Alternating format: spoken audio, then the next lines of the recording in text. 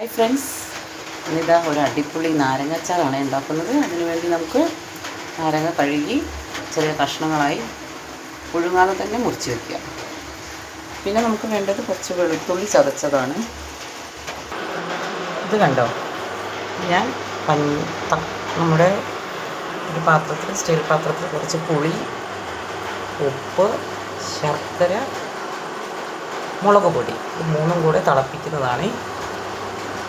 ഇനി നമ്മൾ ഒരു ചൂട് കട്ടിയുള്ള പാത്രം അടുപ്പത്ത് വയ്ക്കുക. കുറച്ച് നല്ലെണ്ണ ഒഴിക്കുക.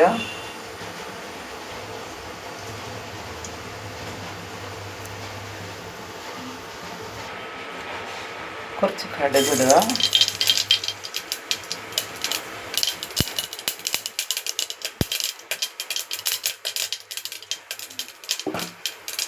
നമ്മൾ ചതച്ച് വെച്ച വെളുത്തുള്ളി ഇടുക.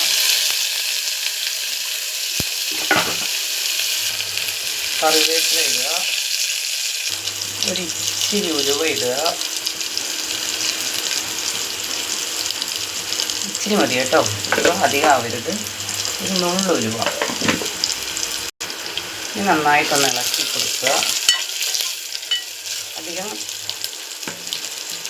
കരിഞ്ഞു പോകരുത്, ശ്രദ്ധിക്കുക. ഇനി അതിലേക്ക് നമ്മൾ മുറിച്ച് വെച്ച നാരങ്ങ ഇച്ചിരിയായിട്ട് ഇട്ട് കൊടുക്കുക. തീ കുറച്ച് വെക്കണേ, സിമ്മിൽ വെക്കണം.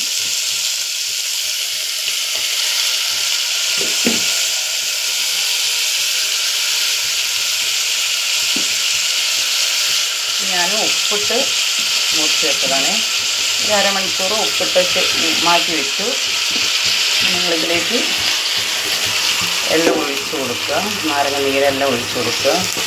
എന്നിട്ട് നന്നായിട്ടൊന്ന് ഇളക്കുക.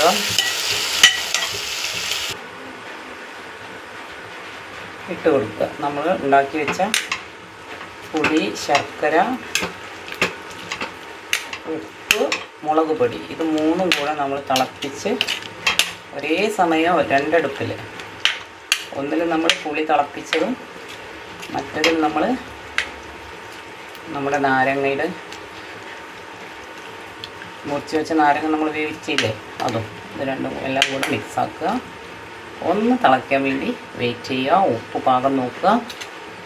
നമ്മുടെ നാരങ്ങാച്ചാറ്, അടിപൊളി ടേസ്റ്റി നാരങ്ങാച്ചാറ് റെഡിയാണ്.